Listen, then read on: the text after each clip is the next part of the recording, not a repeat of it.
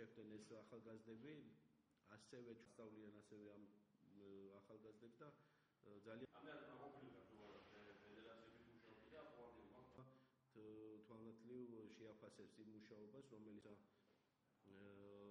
მე პირადად არ ვიყავი. ეს პროექტი მიმდინარეობს საქართველოს მთავრობა ღია მმართველობისთვის. ეს პროექტი არის მთავრობის პროექტი, რომელიც ესე იგი სამინისტროების გამჭირვალობაზე მიუთითებს და ჩვენ მზათა ვართ საზოგადოების წინაშე წავდგეთ, გავცეთ ყველა იმ კითხვას, რომელიც საინტერესოა საზოგადოებისთვის და მოგახსენოთ იმ პრობლემებზეც, რაც არსებობს სპორტისა და ახალგაზრდული კუთხით ქვეყანაში.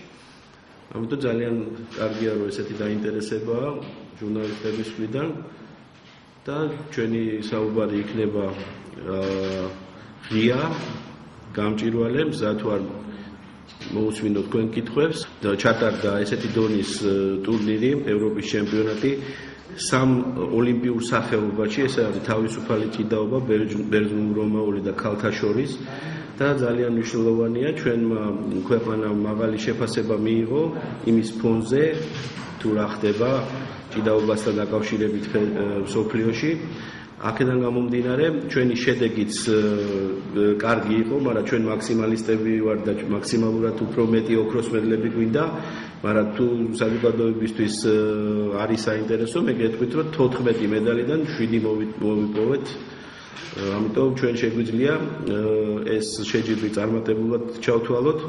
ამიტომ სამუშაო მაინც ბევრია და ჩვენ ევროპის ჩემპიონატს განვიხილავდით როგორც მოსამზადებელს მსოფლიო ჩემპიონატის და ოლიმპიური ჩემპიონატისთვის, რომელიც გაიმართება და ერთ-ერთი ციკლია მზადებისა. ამიტომ მე ვფიქრობ, შედეგი ნორმალურია. 96 წელს მიღებული სპორტის კანონი ფაქტიურად შავით თეთრზე თქვათ ფურცელზე წერია და მეტი არაფერი შავით თეთრზე.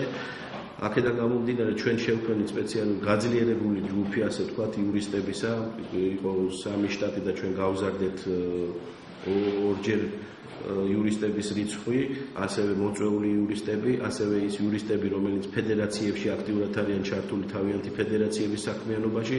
ეს ნიშნავს იმას, რომ ჩვენ უახლოეს ხანში უნდა მოვამზადოთ ის საკანონმდებლო ცვლილებები, რომელიც აუცილებელია ჩვენი სპორტისთვის, იმიტომ რომ აღნიშნული სპორტის კანონი ვერანაირად ვერ არეგულირებს ურთიერთობებს, სპორტულ ურთიერთობებს და ფაქტიურად უმოქმედოა.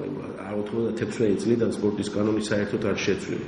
ამიტომ ჩვენ დღეს გვქონდა სწორედ შეხვედრა იურისტებთან ამ თემაზე აქტიური მსჯელობა. ჩვენ ზმიერ უკვე დაიდო შეფასება, თუ რა შეფასებას იმსახურებს დღევანდელი კანონი და რა ნაბიჯებია გადასადგმელი მომავლისთვის, რომ ეს კანონი აუცილებლად შეიცვალოს. ამიტომ ეს ყველაფერი უახლოეს თვის განმავლობაში სამოქმედო გეგმა დაიდება და უკვე ჩვენ აქტიურად დავიწყეთ ამ მიმართულებით მუშაობა. იცით რა, ყველაფერი უნდა შეიცვალოს. ფაქტიურად საბაზისო არ გვაქვს ჩვენ არაფერი და აი მე ხო წაგიკითხავთ ელემენტარული ცნელის და აი ის მეცემა წამოვიღე შეფასებითი კანონში საერთოდ არ არის განსაზღვრული სპორტის სფეროში ისეთი ცენტრალური ფიგურის, როგორც არის ცნელი პედაგოგის საკითხი. და ყველაზე მთავარი სპორტის სფეროში მართვის სახელმწიფო ორგანოდ კანონში დღემდე მითითებული არის საქართველოს კულტურის, ძეგლთათვისის და სპორტის სამინისტრო. უკვე ეს ნონსენსია და რა თქმა უნდა აქედან უნდა დავიწყოს. იმ მარტივი ტერმინოლოგიის შეცვლით და უკვე შინაარსობრივად აუცილებელია. ძალიან მნიშვნელოვანია ჩვენ შევისწავლოთ და ეს პროცესი დაწყებულია ის ევროპული მოდელები სპორტის კანონებისა, რომელიც უკვე შეგვიქმნის იმ წინაპირობებს, რომ საქართველოში ამოქმედდეს სპორტის კანონი. ჩვენ პირველივე მოსვლის დღიდანვე განვაცხადეთ, რომ ჩვენი კარები არ იქნება არასდროს დაკეტილი და ჩვენ ღია ვართ ყველასთვის, ახალგაზრდა იქნება თუ სპორტის მოღვაწე და მე მოგახსენებთ, რომ ალბათ ჩვენ რეკორდსმენები ვართ ადამიანთა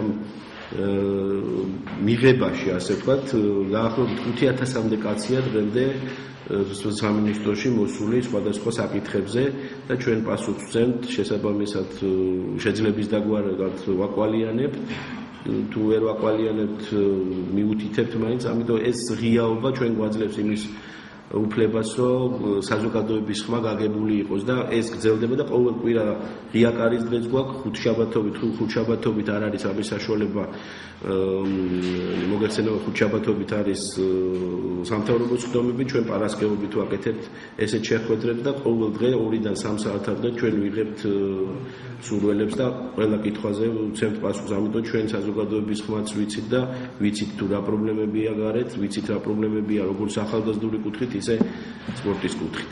ძალიან რთულია 4 თვის განმავლობაში უკაცრავად რომ რაღაც ქმედითი განახორციელოთ და თქვათ ეს თვალში საცემი გახდეს. რეგიონების მიმართულებით ჩვენ რაც განვახორციელებთ, ეს არის რომ ჩამოვაყალიბეთ ინფრასტრუქტურის მონიტორინგის სამმართველო, რომელიც სწავლობს საერთოდ რეგიონებში სპორტული ინფრასტრუქტურის განვითარებას და მის მდგომარეობას. ასეთი რამ არ იყო ჩვენ მოვიკითხეთ რეგიონებიდან ის მდგომარეობა თუ რა მდგომარეობაა საქართველოში რეგიონებში სპორტული კუთხით, სპორტის განვითარების კუთხით, სკოლების, მუნიციპალური სკოლების კუთხით და ასე შემდეგ, მაგრამ თავარი არის ის, რომ ჩვენ გველოდება ახალი თვითმმართველობის კანონი, რომელიც უნდა შემოვიდეს, ამიტომ აუცილებელია, რომ ამ კანონს ჩვენ აუწყოთ ფეხი და შესაბამისობაში დავგეგმოთ ის სპორტული თუ ახალგაზრდული აქტივობები, რაც აუცილებელი. მაგრამ მე იმას მოგახსენებთ, რომ დღეს რეგიონებში არსებული მდგომარეობით ჩვენ არც ერთი სპორტული არც საზოგადოება, არც სპორტული სუბიექტები ჩვენ არ გვეკუთვნის, ეს არის ადგილობრივი მედიების ან გამგებლობის პრეროგატივა, ისინი აკონტროლებენ ამ მდგომარეობას და ისინი თქვათ ანაწილებენ შტატებს და ასე შემდეგ. ჩვენი პოზიცია არის ის, რომ მოხდეს სპორტის დეცენტრალიზაცია და ეს თავარი ამომავალი წერტილი უნდა იყოს სპორტის განვითარებისთვის, მაგრამ ეს დეცენტრალიზაცია ვერ მოხერხდება თუ არ ჩამოყალიბდა მკაფიოდ თვითმმართველობები, თუ არ ჩამოყალიბდნენ ქვეყანაში თვითმმართველობა და კანონი არ შემოვა. ამიტომ ჩვენ ველოდებით ამ კანონის მიღებას, რომელიც მუშავდება და ინფრასტრუქტურის თვითმმართველობის და ინფრასტრუქტურის სამინისტრო ახორციელებს ამ რეფორმებს და უახლოეს მომავალში ჩვენ გვექნება კანონი და შესაბამისობაში მოვიყვანთ უკვე ჩვენ კანონმდებლობას, რომელიც თანხვედრაში უკვე საერთო ქვეყნის მოწყობასთან. ამიტომ ჩვენი მთავარი პრიორიტეტი იცით კარგად რომ არის ინფრასტრუქტურის განვითარება და ის შესწავლა ხდება, ჩვენ ეს წელი გვინდა გამოვიყენოთ იმისთვის, რომ სწორედ დავგეგმოთ ის პრიორიტეტული ინფრასტრუქტურული პროექტები, რომელიც მთელი ქვეყნის მასშტაბით იქნება საჭირო. კონსულტაციები მიმდინარეობს როგორც შინაგან საქმეთა სამინისტროს მოგეხსენებათ მათ საფეხბურთო კლუბი ყავს, თავდაცვას ყავს რაგბის გუნდი, ასევე კალათბურთის, ასევე სხვადასხვა ინსტიტუტებს და უნივერსიტეტებს კალათბურთის გუნდები ყავთ, ამიტომ ჩვენ განათლების სამინისტროსთან ერთად და იმ უწყებებთან ერთად უახლოესი 2 წლის განმავლობაში უნდა დავგეგმოთ ისე, რომ ეროვნულ ჩემპიონატებს არ შეექმნათ პრობლემა, ჩვენ კონსულტაციები დავიწყეთ როგორც უმაღლეს სასწავლებლებთან, ასევე განათლების სამინისტროსთან, ასევე იმ უწყებებთან, რომლებსაც გუნდები გააჩნია და ამიტომ შეთანხმება შედგება და მე ვფიქრობ, საღი აზრი გაიმარჯვოს და ეროვნულ ჩემპიონატს და იმ სპორტსმენებს და იმ მცველებს საფრთხე არ ემუქრება. თუმცა ეს რა თქმა უნდა, ჩვენ განვაცხადებთ, რომ ნორმალური კლუბური სისტემის პირობებში ესეთი პრობლემა არ უნდა იდგეს, მაგრამ ჩვენ ახალ მიმყოფებით გარდამავალ ეტაპზე ჩვენ სწორი ფორმა უნდა ვნახოთ გუნდების დაფინანსების, ეს მე მაინც ვიხრები უფრო მუნიციპალური დაფინანსებისკენ და აქედან გამომდინარე ამ ეტაპზე ჩვენ უნდა მოვახერხოთ ის, რომ პრობლემა არ შეექმნათ სპორტსმენებს. ამიტომ კონსულტაციები აუცილებელია და ჩვენ ამას ვაგრძელებთ და ალბათ უკვე სეზონის ბოლოს ჩვენ უკვე ჩამოყალიბებული ხედვა გვექნება ამასთან დაკავშირებით. პირველ ეტაპზე რო არ მოხდეს ფორსირება, შესაბამისად მოხდება გუნდების პირველ რიგში ეროვნული ჩემპიონატის არ მოხდეს ხელი შეშლა და ეს სპორტსმენები არ აღმოჩნდნენ გარეთ. ამიტომ ჩვენ პირველად აქეთკენ მივდივართ და შესაბამისად იმ კანონმდებლობის ცვლილებების პირობებში ჩვენ ეს უკვე მოგცემთ საშუალებას, რომ სწორედ დაიგეგმოს ბიუჯეტები და გადანაწილდეს მუნიციპალიტეტებზე, ინსტიტუტებზე ისე, რომ მათ დაფინანსების წყაროები გააჩნდეთ მკვეთრად. ეს ბიუჯეტიც, რომელიც არსებობს, მოგეხსენებათ, არის ძველი ბიუჯეტი, ამის დაგეგმაში ჩვენ არ მიგვიღია მონაწილეობა, კორექტირებები კეთდება, ამიტომ ჩვენ ეს წელი უნდა გამოვიწყენოთ იმისთვის, რომ სწორედ დავგეგმოთ 2014 წელი და იქით. კანონმდებლობის ყველა კანონმდებლობა ადამიანის გაკეთებულია და შესაბამისად შექმნაც მასზეა დამოკიდებული. სურვილზე და ნებაზეა, თავარი არის სურვილი და ნება, რაც თავარია ჩვენ ალბათ ერთობლივად ფინანსთა სამინისტროსთან უნდა ვიმუშაოთ ამ მიმართულებით, თუმცა დღეს ისეთი სიტუაციაა, რომ ფინანსისტების სიტყვა შეღავათი ცოტა უხერხულია და ამ ეტაპზე შეღავათებზე ვერ ვილაპარაკებთ, თუმცა რაღაც ცვლილებები, რომელიც ხელს შეუწყობს სპორტის განვითარებას, აუცილებელია.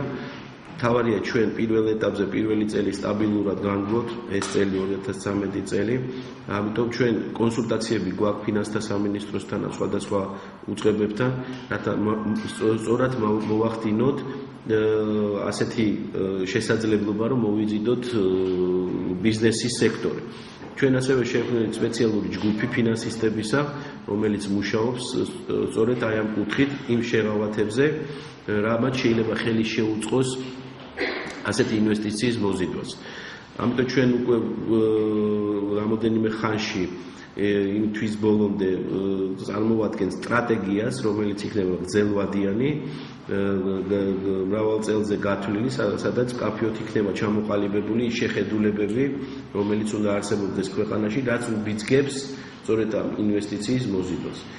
დღესდღეობით კანონმდებლობა არ გვაძლევს ამის უფლებას, ამიტომ ნება ფინანსთა მინისტრის მისი გუნდის არსებობს, ამიტომ ჩვენც მზად ვართ ამ კონსულტაციების რეჟიმში რაღაცნაირ ფორმულა მაინც ვნახოთ ისეთი, რომელიც ხელს შეუწყობს კერძო ინვესტიციას მოიზიდოს თანხები სპორტში.